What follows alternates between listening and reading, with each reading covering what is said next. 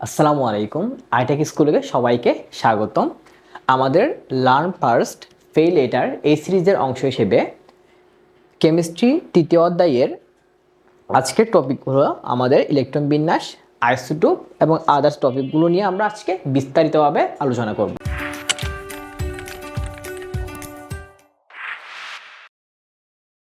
তো প্রথমে আছে হলো আমাদের বোর পরমাণুর যে মডেল আমরা দেখছি, প্রধান শক্তি স্তর আছে যেখানে যে বৃত্তাকার কক্ষপথ বলা হয়েছে, কিন্তু যে উপবৃত্তাকার কক্ষপথ হইতে পারে।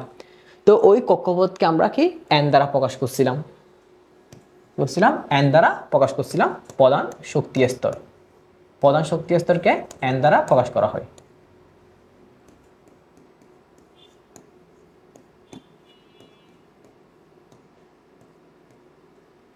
এবং এই প্রধান শক্তি স্তরের মধ্যে কতগুলো ইলেকট্রন হবে এবং ইলেকট্রন ধারণ ক্ষমতা কত, ওইটা আমরা একটা সূত্র দ্বারা প্রকাশ করা হয়, সেটা হচ্ছে 2n²। তো n এর মান আমাদের হচ্ছে কত থেকে 1 থেকে শুরু হয়, n = 1 2 3 এইভাবে যেতে থাকে।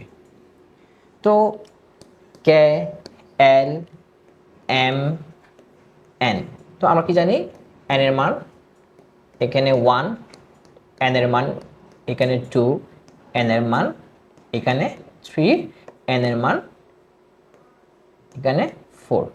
তো এই n এর মান যদি আমরা এখানে বসাই, আমরা পাবো প্রথম, দ্বিতীয়, তৃতীয়, চতুর্থ শক্তি স্তরে কতটুকু ইলেকট্রন আছে বা কয়টা ইলেকট্রন ধারণ করবে।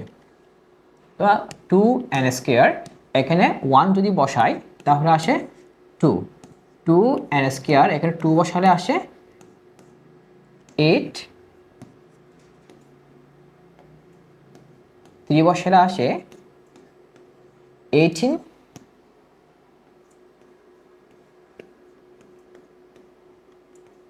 এখানে আছে 32।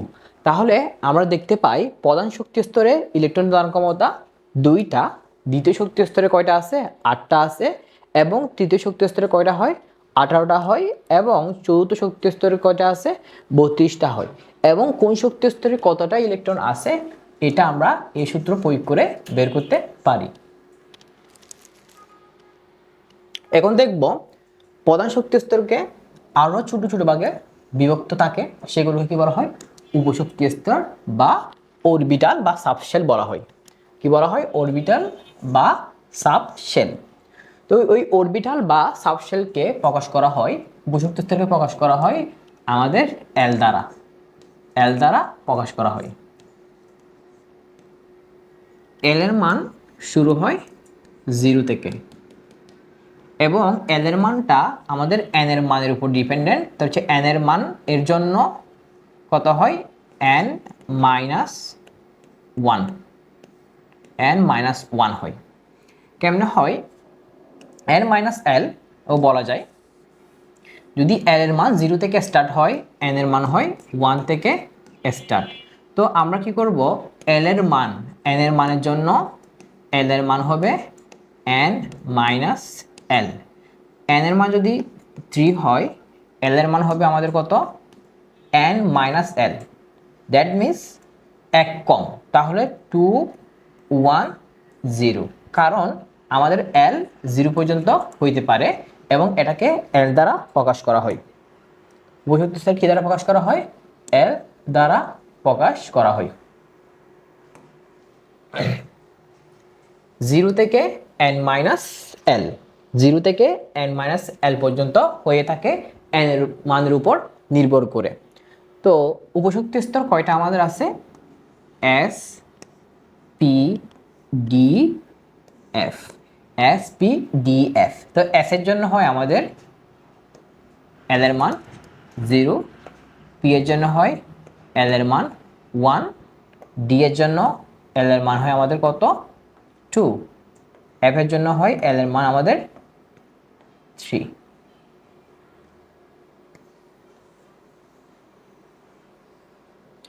S P D F এগুলো হচ্ছে আমাদের উপশক্তি স্তর, এবং এখানে L এর মান 0 হলে S, L এর মান 1 হলে P, এবং L এর মান যদি 2 হয় D, এবং L এর মান যদি 3 হয় তাহলে এটা হলো আমাদের F। এগুলো হচ্ছে উপশক্তি স্তর।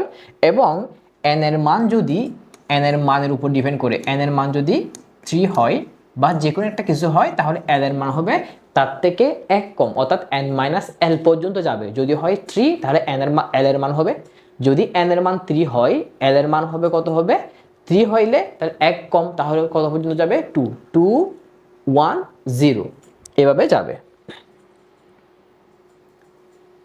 প্রতিটি উপশক্তি স্তরে কয়টা ইলেকট্রন থাকবে বা অরবিটাল থাকবে, ওই দুইটা সূত্র আমাদের এখানে আছে।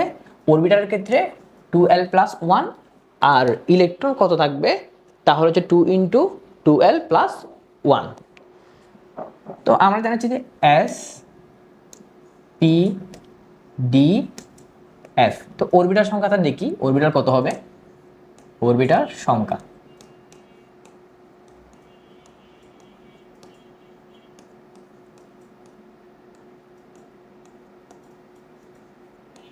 অরবিটাল সংখ্যা।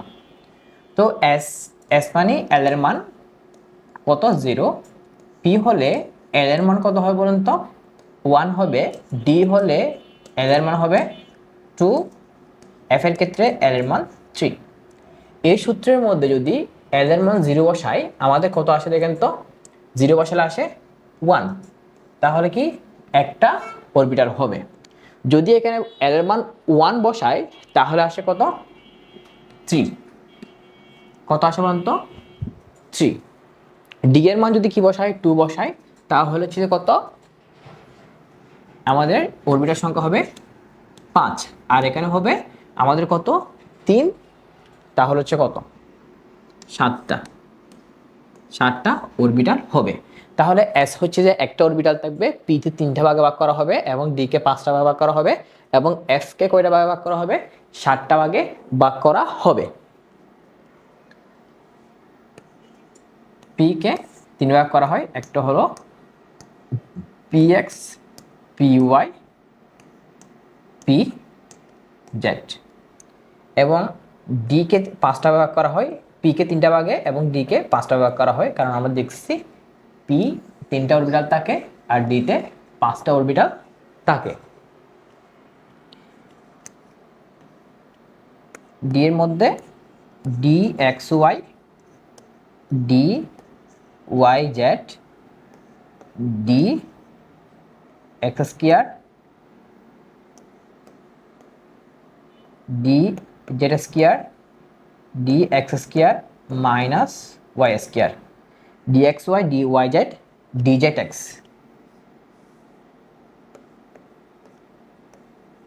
D Z X, D Z square এবং D X square minus Y square, এই 5টা অরবিটালে ভাগ করা হয় এবং প্রত্যেকটা অরবিটালে ইলেকট্রন ধারণ ক্ষমতা 2 করে। এগুলো প্রত্যেকটা অরবিটালে ধারণ ক্ষমতা 2 করে 2 করে 2 করে। এখন দেখব আমাদের উপশক্তি স্তরে ইলেকট্রন সংখ্যা, অর্থাৎ এস এ কয়টা ইলেকট্রন থাকবে, পি তে কয়টা ইলেকট্রন থাকবে, ডি তে কয়টা ইলেকট্রন থাকবে, এফ এ কয়টা ইলেকট্রন থাকবে। 2l+1 কোনো উপশক্তি স্তরে ইলেকট্রন ধারণ ক্ষমতা, অর্থাৎ এস এর মধ্যে কয়টা ইলেকট্রন হবে, পি এর মধ্যে কয়টা, ডি এর মধ্যে কয়টা, এফ এর মধ্যে কয়টা। 2l+1, তাহলে এখানে যদি আমরা এল এর মান 0 বসাই তাহলে কত আসে আমাদের, 1 আসে। যদি পি এর মান আমরা হচ্ছে কত, এল এর মান যদি 1 বসাই তাহলে আমাদের আসে পি এর মান 6, ডি এর মান আসে আমাদের হচ্ছে কত, এল এর মান যদি 2 বসাই তাহলে ডি এর মান 10, এল এর মান যদি আমরা 3 বসাই তাহলে আমাদের কত আছে, 14টা। তাহলে এস অরবিটালে ইলেকট্রন ধারণ ক্ষমতা 2টা, পি অরবিটালে 6টা, ডি অরবিটালে 10টা এবং এফ অরবিটালে কত হবে, 14টা হবে। এখন প্রধান শক্তি স্তর হলো আমাদের এন, রিভিউ দেখি আমরা, এবং এল হলো আমাদের কি, উপশক্তি স্তর, এবং এখানে কি আছে, এস পি ডি এফ, এবং অরবিটাল সংখ্যা আমরা দেখছি এস এর মধ্যে আছে একটা, পি এর মধ্যে আছে 3টা, ডি এর মধ্যে আমাদের কয়টা আছে 5টা আছে, এফ এর মধ্যে কয়টা আছে 7টা আছে। এবং অরবিটাল সংখ্যা আমরা দেখলাম। এবং ইলেকট্রন সংখ্যা, ইলেকট্রন সংখ্যা কোথায় আমাদের হচ্ছে কি, ইলেকট্রন সংখ্যা হলো উপশক্তি স্তরে। এস এর মধ্যে ইলেকট্রন সংখ্যা দেখছি আমরা 2, পি এর মধ্যে 6টা, ডি এর মধ্যে 10টা, এফ এর মধ্যে কয়টা 14টা। টোটাল ইলেকট্রন সংখ্যা যেটা আমরা প্রথমে বের করছিলাম, যে টোটাল ইলেকট্রন সংখ্যা প্রধান শক্তি স্তরে ইলেকট্রন সংখ্যা কতটা হবে, প্রধান শক্তি স্তরের মধ্যে দেখছি যদি n এর মান 1 হয় তাহলে 2টা, এরপর 8, এরপর 18টা, এরপর চতুর্থ শক্তি স্তর আমরা দেখতেছি 32টা। এভাবে করে আমরা প্রধান শক্তি স্তর এবং SPDF এ কয়টা ইলেকট্রন হবে এবং কয়টা করে অরবিটাল হবে সবগুলো আমরা এভাবে ক্যালকুলেট করতে পারি।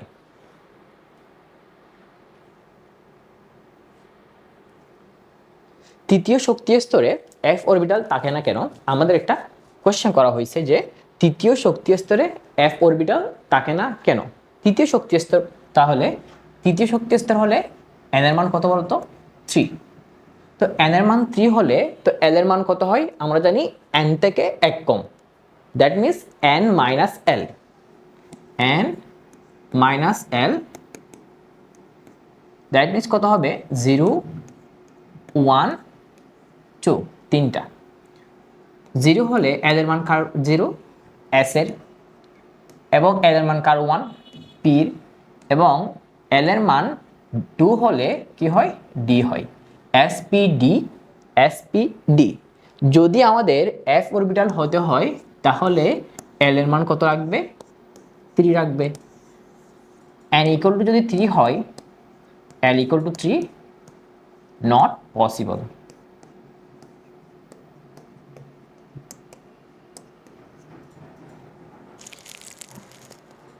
এরপর আসি পরমাণুতে ইলেকট্রন বিন্যাসের কিছু নীতি আছে, যে পরমাণু যখন ইলেকট্রন বিন্যাস করা হয় তখন কিছু নীতি ফলো করা হয়।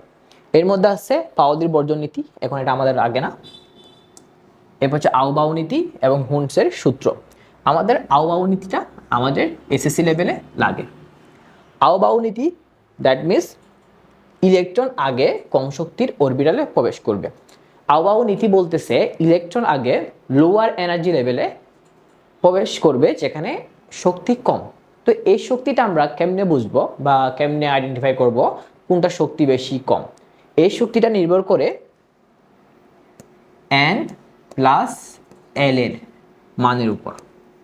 কিসের উপর? এল প্লাস এল এর মানের উপর, এন প্লাস এল এর মানের উপর।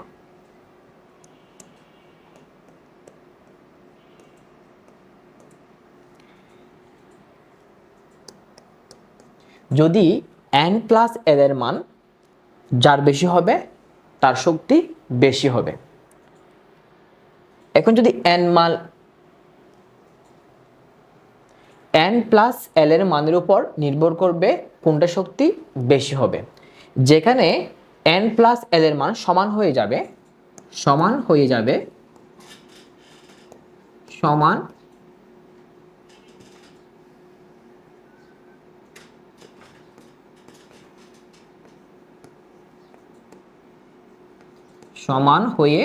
যাবে, তখন আমরা এন এর মান দেখব, এন এর মান দেখব। যার এন এর মান বড় তার শক্তি বেশি।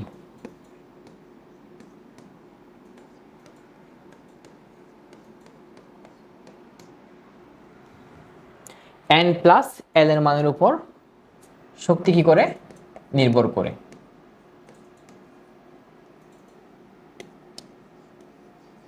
যার মান বড় তার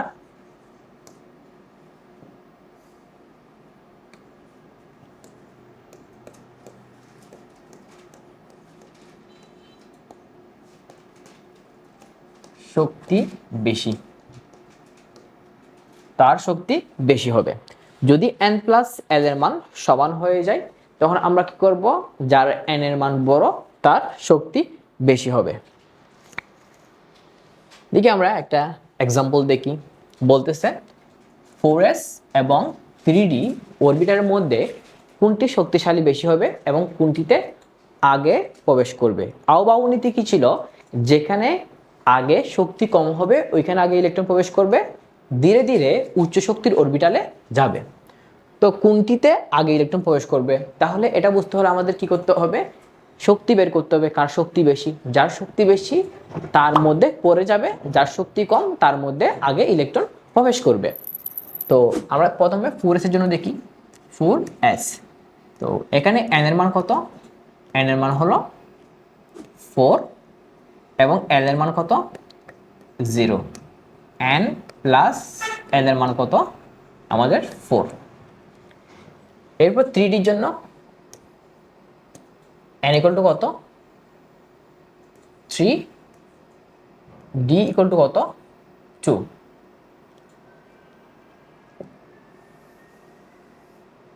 n এর মান 3 এবং d এর জন্য l এর মান কত হবে 2 হবে। তাহলে n প্লাস l এর মান হবে 3 প্লাস 2 ইকুয়াল 5। কোনটা শক্তি বেশি, 3d এর শক্তি বেশি। 3d এর শক্তি আমাদের 4s থেকে বেশি। 4s এ শক্তি কম হওয়ায় 4s এ আগে ইলেকট্রন যাবে, 4s এ আগে ইলেকট্রন যাবে।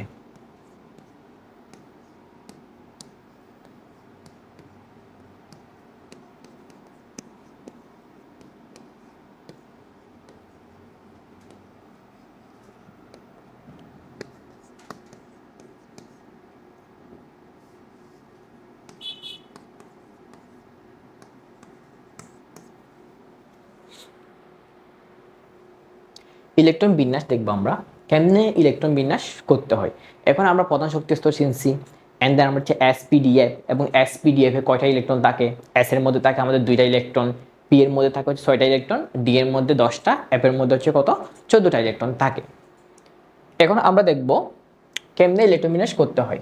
প্রথমে S, then SP, SPD, SPDF, SPDF, আবার এসপিডি, এসপিএস। এটা আর এখান থেকে এটা symmetry, S, SP, SPD, SPDF, SPDF, SPD, SPS. তাহলে ইলেকট্রন আসে এরকম, প্রথমে এখানে 1, এখানে 2, এখানে 3, এখানে হচ্ছে 4,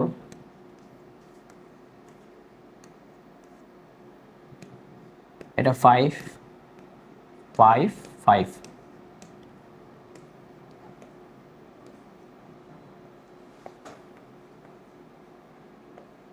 এটা 8। এভাবে আসে ইলেকট্রন।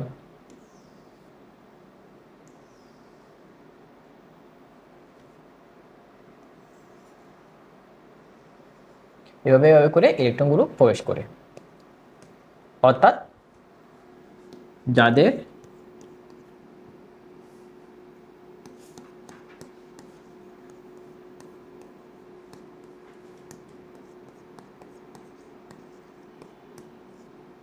শক্তি কম ওইখানে আগে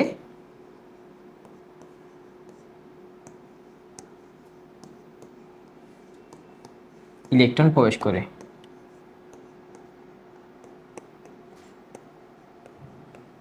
ইলেকট্রন প্রবেশ করে, যেখানে শক্তি কম হবে ওইখানে আগে ইলেকট্রন প্রবেশ করবে।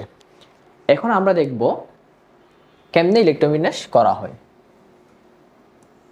যদি দেখি অক্সিজেন, অক্সিজেনের আমাদের পারমাণবিক সংখ্যা কত 8। তাহলে প্রথম হচ্ছে কত 1s, দেন 2s, 1s square, 2s square, আমাদের কত 8, 2p 4। পি এর কিন্তু ধারণ ক্ষমতা 6, কিন্তু আমাদের লাগবে কত 8টা, তাহলে 2, 2, আর 4, টোটাল 8টা। এখন যদি কার্বনের দেখি, কার্বনের ইলেকট্রন বিন্যাসে যদি দেখি 6, 6 হলে 1s square 2s square 2p2। এরপর যদি আমরা দেখি নাইট্রোজেনের দেখি, নাইট্রোজেন কত 7, তাহলে 1 স্কয়ার 2 স্কয়ার 2s এ 2টা, 2p-টা কয়টা হবে বলেন তো 3টা হবে। এরপর যদি ক্লোরিনের দেখি, ক্লোরিন কত আমাদের 17, 17 হলে 1 স্কয়ার 2s এ 2টা, 2p-তে কয়টা হবে 6টা হবে, 3s এ কয়টা হবে 2টা হবে, এবং 3p-তে কয়টা হবে 5টা হবে। তাহলে হচ্ছে কত ক্লোরিন 17 এবং তার ইলেকট্রোবিন্যাস এইটা। এখন আমরা দেখব স্ক্যান্ডিয়ামেরটা।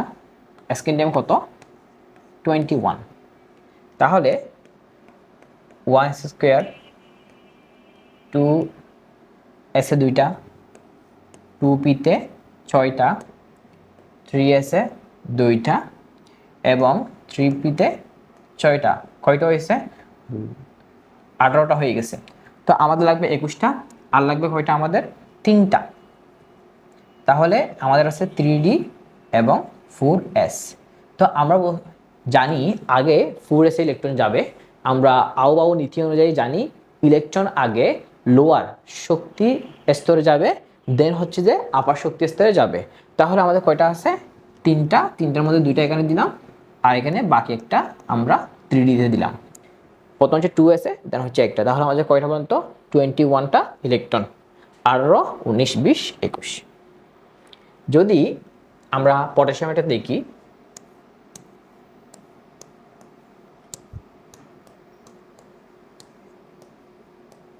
2s এ 2টা, 2p-তে 6টা, 3s এ 2টা, 3p-তে 6টা এবং 3p পর আমাদের কি আছে এখন 18টা হয়ে গেছে। 18টা হয়ে যাওয়ার পর আমাদের আছে একটা ইলেকট্রন, 19 নাম্বার ইলেকট্রন। এখন 19 নাম্বার ইলেকট্রন কি 3d-তে যাবে না 4s-এ যাবে, কোনটাতে যাবে? তো আমরা শিখে আসছি যেখানে শক্তি কম ওইখানে আগে ইলেকট্রন প্রবেশ করবে। 3d-তে চেয়ে 4s-এর শক্তি কম, তাহলে 4s-এ আগে ইলেকট্রন যাবে। তাহলে কত 4s1, 4s1।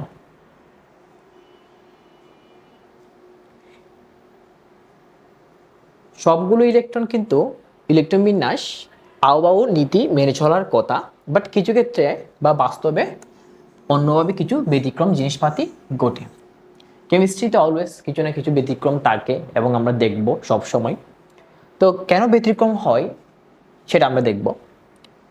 অর্ধপূর্ণ বা পূর্ণ সাবশেল, অর্থাৎ অর্ধপূর্ণ এবং পূর্ণ অরবিটাল সমূহ সবচেয়ে বেশি স্থিতিশীল। তো আমরা পরে আসছি এস এর মধ্যে 2টা ইলেকট্রন থাকে,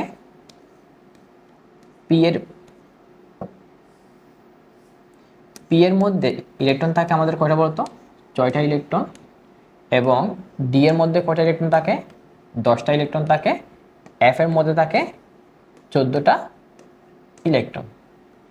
তাহলে অর্ধপূর্ণ এটা পূর্ণ অবস্থায় একটা ইলেকট্রন, 3টা ইলেকট্রন থাকবে, অর্ধপূর্ণ অবস্থায় 5টা ইলেকট্রন থাকবে এবং 7টা ইলেকট্রন থাকবে অর্ধপূর্ণ অবস্থায়। পূর্ণ, অর্ধপূর্ণ।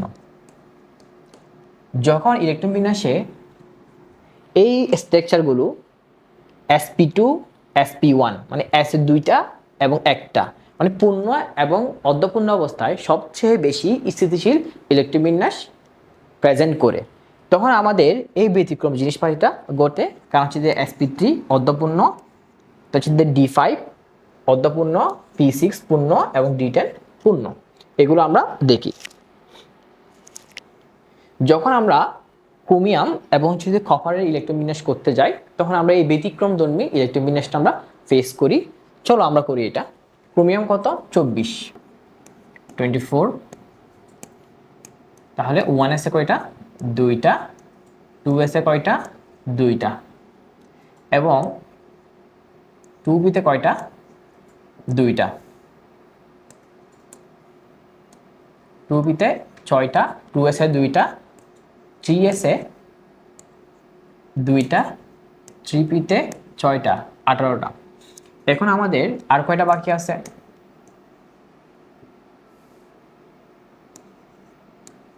3d, 4s। তো 4s এ 2টাই দিচ্ছি, 18 আর 2 হচ্ছে কত? 20। এবং আর বাকি 4টা আমরা এখানে দিয়ে দিই।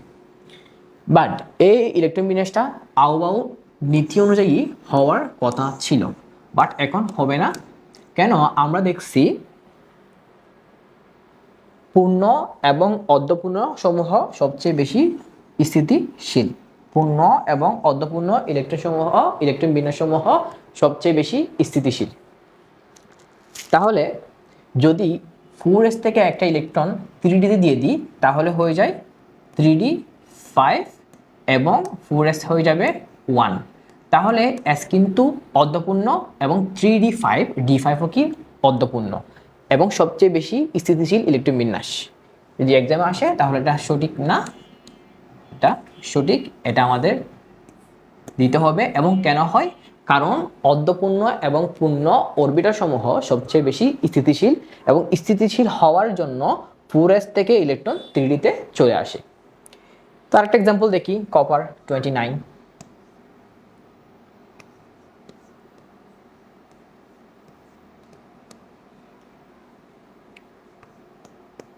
1s এ 2টা, 2s এ 2টা, 2b তে 6টা, 3s এ 2টা, 3p তে 6টা, 18টা হয়ে গেছে আমাদের 29টা।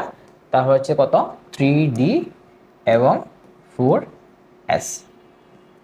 তাহলে এখানে দিছে একটা, তো 4s যদি একটা দিয়ে দিই তাহলে আমাদের কত? 18 রেখে 19। কিন্তু আমরা জানি 4s এ কয়টা ইলেকট্রন থাকার কথা? 4s এ ইলেকট্রন থাকার কথা 2টা, বাকি আছে কয়টা? আর বাকি আছে হচ্ছে আমাদের 9টা। কারণ 18 দিয়ে 20, 20 আর 9 হচ্ছে 29, 29। তাহলে 29 ইলেকট্রন আমাদের শেষ। বাট এই ইলেকট্রন বিন্যাসটা কি স্থিতিশীল হবে? কারণ আমরা জানি 3d পূর্ণ এবং অর্ধপূর্ণ, অর্থাৎ d5 বা d10 সবচেয়ে বেশি স্থিতিশীল, এবং s এর ক্ষেত্রে 1 এবং p এর ক্ষেত্রে 3 or p6, s এর ক্ষেত্রে s2। যেহেতু এটা আমাদের অর্ধপূর্ণ করা যাবে বা পূর্ণ করা যাবে, তখন আমাদের কি করতে হয়? এই ইলেকট্রন বিন্যাসটাকে আমাদের একটা ইলেকট্রন 4s থেকে নিয়ে আসতে হয়। তাহলে 3p6, 3d এবং 4s, 4s যদি একটা ইলেকট্রন দিই তাহলে আমাদের বাকি থাকে 10টা ইলেকট্রন। তাহলে পূর্ণ এবং অর্ধপূর্ণ সবচেয়ে বেশি স্থিতিশীল ইলেকট্রন বিন্যাস। এরপর আমরা দেখব এটা এক্সাম্পল দেখি, পর্যায় সারণীতে অবস্থান অনুযায়ী কিউ গ্রুপ 1-এর চতুর্থ পর্যায়ের মৌল। কিউটা হলো চতুর্থ পর্যায়ের মৌল, আগে মৌলটাকে আমরা আইডেন্টিফাই করতে হবে। চতুর্থ পর্যায়ের মৌল গ্রুপ 1। গ্রুপ 1-এ কি কি আছে? হাইড্রোজেন আছে, লিথিয়াম, সোডিয়াম, পটাশিয়াম। বলতেছে তাহলে চতুর্থ পর্যায়ে এটা পটাশিয়াম, এই পটাশিয়ামের 3d তে ইলেকট্রন না গিয়ে 4s এ কেন যায়? কারণ 19 নাম্বার ইলেকট্রনটা 4s এ যায়।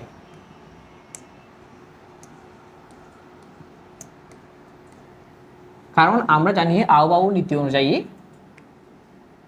3d শক্তি 4s থেকে বেশি, তাই কম শক্তির 4s এ যায়।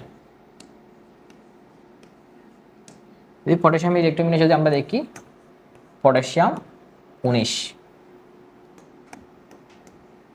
1s স্কোয়ার, 2s এ 2টা, 2p-তে 6টা, 3s এর 2টা, 3p-তে 6টা, 4s এ 1টা।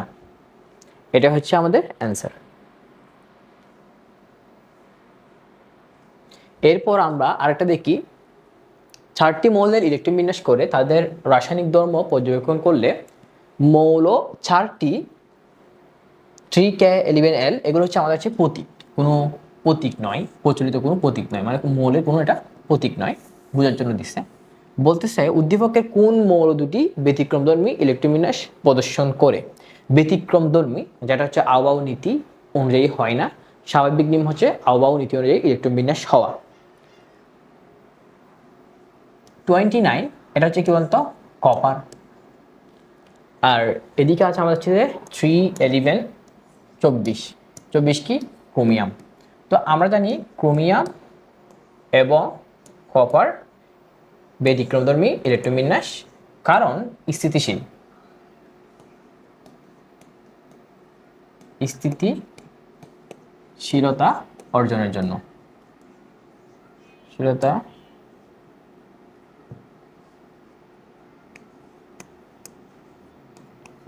জন্য,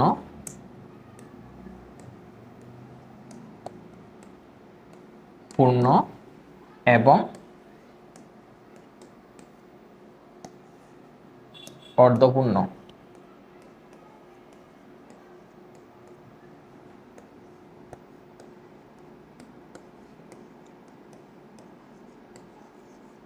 অরবিটাল থাকতে হয়।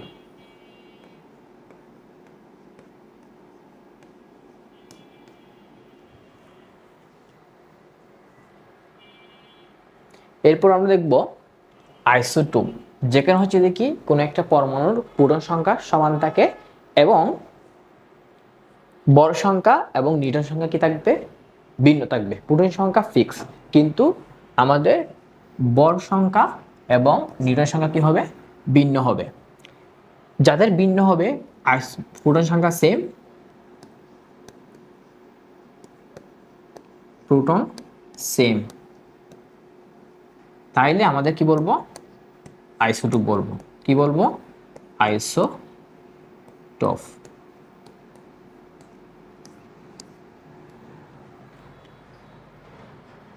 এরপর আমাদের হাইড্রোজেনের প্রাকৃতিক মধ্যে 3টা আইসোটোপ পাওয়া যায় প্রাকৃতির মধ্যে। একটা হচ্ছে প্রোটিয়াম বা হাইড্রোজেন বলা হয়, প্রোটিয়াম বা হাইড্রোজেন। তার প্রোটন সংখ্যা H11, তাহলে হচ্ছে কত, H11, তাহলে হচ্ছে প্রোটন সংখ্যা কয়টা, আমাদের জানি এটা প্রোটন সংখ্যা একটা, তা হচ্ছে যে কি বর সংখ্যা কয়টা, একটা, তাহলে নিউট্রন সংখ্যা 0টা, নিউট্রন সংখ্যা কি 0টা। এর মধ্যে যদি কি আমাদের ডিট্রিয়াম বা হাইড্রোজেন যেটা আছে, ডিট্রিয়াম, তাহলে হচ্ছে কত, বর সংখ্যা 2, প্রোটন সংখ্যা সেম হয়, তাহলে এটার প্রোটন সংখ্যা 1, বর সংখ্যা এ দ্বারা প্রকাশ করা হয়, তাহলে হচ্ছে 2, তাহলে নিউট্রন সংখ্যা কত, 2 - 1 হবে, নিউট্রন সংখ্যা 1। এরপর হচ্ছে ট্রিটিয়াম, সবগুলোর প্রোটন সংখ্যা কিন্তু সেম, প্রোটন সংখ্যা সেম হলে আমাদের কি হয়, আইসোটোপ হয়। এখন আমরা ট্রিটিয়ামে কি দেখব, নিউট্রন সংখ্যা বের করে দেখি। হাইড্রোজেন 3 1, প্রোটন সংখ্যা কত, 1, এবং বর সংখ্যা কত, 3, তাহলে আমাদের P - A = N, তাহলে হচ্ছে কত হবে, 3 - 1 = 2, নিউট্রন সংখ্যা কত, 2। এখন আমরা দেখব আপেক্ষিক পারমাণবিক ভর। একটা হচ্ছে পারমাণবিক ভর, আরেকটা হচ্ছে আপেক্ষিক পারমাণবিক ভর। আপেক্ষিক হচ্ছে কি, যদি কোনো মৌলের একাধিক আইসোটোপ থাকে, ওইখান থেকে গড় করে যেই ভরটা বের করা হয় ওইটা হচ্ছে কি আপেক্ষিক পারমাণবিক ভর। একটা হচ্ছে মানে হচ্ছে গড় বা রিলেটিভ ভর। তো কোনো মৌলের আপেক্ষিক পারমাণবিক ভর কেমনে বের করে, যদি তোমাকে একটা পরমাণুর ভর দেওয়া থাকে, কোনো একটা পরমাণুর ভর দেওয়া থাকে, তাকে তুমি কার্বন 12 আইসোটোপের 1/12 বর নিবা, এই বরটা কিন্তু ফিক্স 1.66 ইন্টু 10⁻²4 গ্রাম। কার্বন 12 আইসোটোপের 1/12।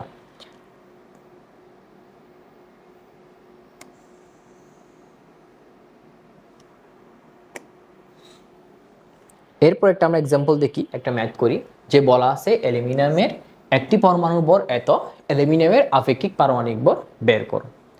তো আপেক্ষিক পারমাণবিক ভর, আপেক্ষিক পারমাণবিক ভর কত হবে?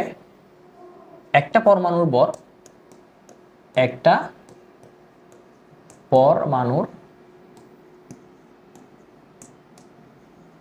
ভর ডিভাইডেড কত 1.66 ইন্টু 10⁻²4 গ্রাম। তাহলে আমাদের কত দেওয়া আছে এখন? 4। আমাদের কি দেওয়া আছে? অ্যালুমিনিয়ামের একটি পরমাণু ভর দেওয়া আছে 4.482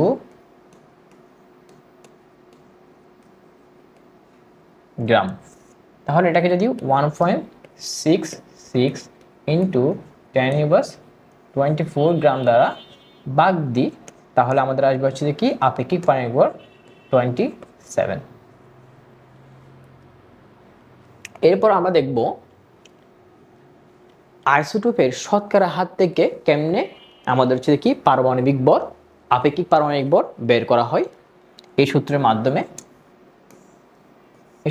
হচ্ছে কি আমাদের জ্ঞাতাকে পার্সেন্টেজ দেওয়া থাকে, কোনো একটা পরমাণু কি রাখবে, পার্সেন্টেজ দেওয়া থাকবে, ওইখান থেকে আমরা কি বের করব? পরমাণুর আপেক্ষিক ভরটা বের করব। এখানে দেওয়া থাকে হচ্ছে কি শতকরা ইন্টু ভর প্লাস শতকরা ইন্টু ভর ডিভাইড বাই %। যদি আরও থাকে সেম ভাবে প্রত্যেকটা ভর, প্রত্যেকটা শতকরা, প্রত্যেকটার ভর, প্রত্যেকটা শতকরা, এভাবে আমাদের আরও হবে। চলে একটা এক্সাম্পল দেখি আমরা কিভাবে এই আপেক্ষিক পারমাণবিক ভরটা বের করতে হয়। কি দেওয়া আছে? 35 ক্লোরিনের ভর সংখ্যা এবং পার্সেন্টেজ দেওয়া আছে 75% আছে, এবং এটা দেওয়া আছে 37 এবং হচ্ছে কত দেওয়া আছে 25% পার্সেন্টেজ দেওয়া আছে। তখন আমাদের সূত্র কি ছিল? ভর ইন্টু শতকরা প্লাস ভর ইন্টু শতকরা, এবার যদি আরো হয় আরো আসবে, ডিভাইডেড বাই 100 থাকে। তাহলে যদি আমরা দেখি আপেক্ষিক পারমাণবিক ভর ইকুয়াল টু কত হবে আমাদের? 35 into 75 plus 37 into 25 divided by 100, then answer is 35.5. এরপর আমরা দেখব প্রাকৃতিতে কপারের দুইটি আইসোটোপ দেওয়া আছে 63 আর একটা হচ্ছে 65, এবং কপারের গড় আপেক্ষিক পারমাণবিক ভর দেওয়া আছে, আপেক্ষিক পারমাণবিক ভরও আমাদের দেওয়া আছে। তাহলে কোশ্চেন হলো 63 কত পার্সেন্ট এবং 65 কত পার্সেন্ট আছে?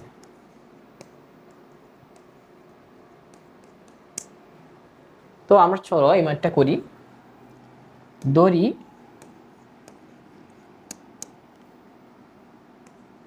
63 CU আচ্ছা হচ্ছে আমাদের কত x%, তাহলে হচ্ছে কত 65 CU আসবে আমাদের কত 100 মাইনাস এত পার্সেন্ট, এবং আমাদের আপেক্ষিক পারমাণবিক ভর কত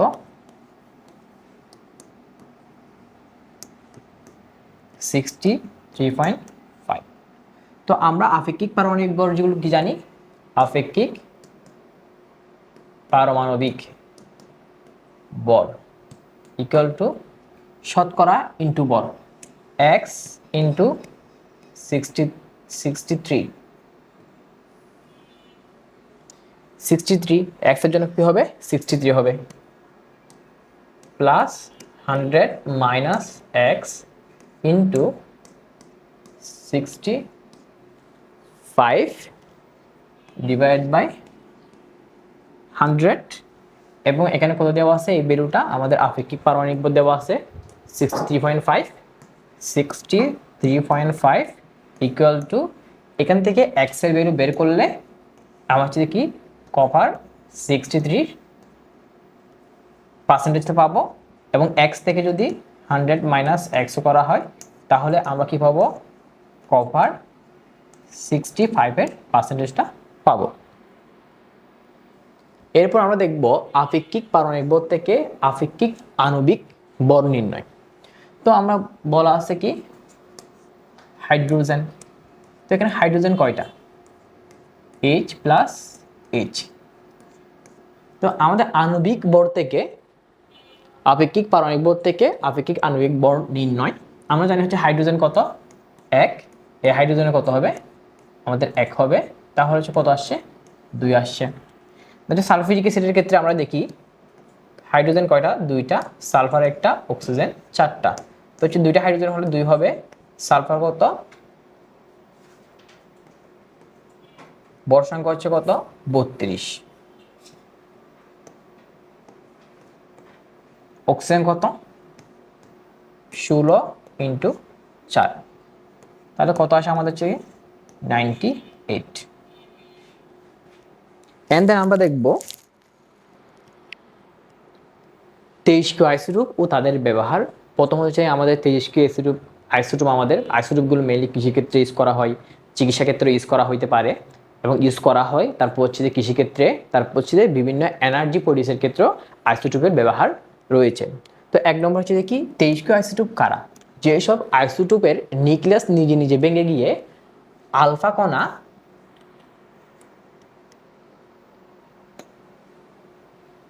আলফা বিটা গামা কণা কি করে তৈরি করে, নিজে নিজে ভেঙে গিয়ে। 1 নম্বর কথা হচ্ছে কি নিজে নিজে ভেঙে গিয়ে আলফা বিটা এবং গামা রশ্মি কি করে প্রডিউস করে, তাদেরকে বলা হয় তেজস্ক্রিয় আইসোটোপ। অ্যান্ড দেন চিকিৎসা ক্ষেত্রে কি কি, 1 নম্বর হচ্ছে রোগ নির্ণয়ের জন্য, কিসের জন্য, রোগ নির্ণয়ের জন্য। রোগ নির্ণয়ের ক্ষেত্রে হচ্ছে গিয়ে আমাদের টেকনিশিয়াম ব্যবহার করে শরীরের ভিতর ছবি তোলা হয়। তো কেমনে হয়, এই গামা রশ্মির মাধ্যমে, এই গামা রশ্মি ইউজ করে এই টেকনিশিয়াম কি করে আমাদের হচ্ছে গামা রশ্মি প্রডিউস করে, গামা রশ্মি প্রডিউস করলে এর মাধ্যমে হচ্ছে ছবি তোলা হয়। তো রোগ নিরাময়ে আয়োডিন 131 কি করে থাইরয়েড ক্যান্সার ইউজ করা হয়। থাইরয়েড ক্যান্সার আমাদের কি করা হয়, আয়োডিন 131 আইসোটোপটা ইউজ করা হয়। তার হচ্ছে কোবাল ক্যান্সারের কোষ ধ্বংসতে, কোবাল কি করা হয়, ক্যান্সারের কোষ ধ্বংসতে আমাদের কি করা হয়, ইউজ করা হয়। এরপর আমাদের হচ্ছে কি ব্রেন এবং টিউমারের চিকিৎসাতেও এই আইসোটোপটা ব্যবহৃত হয়, ইরিডিয়াম।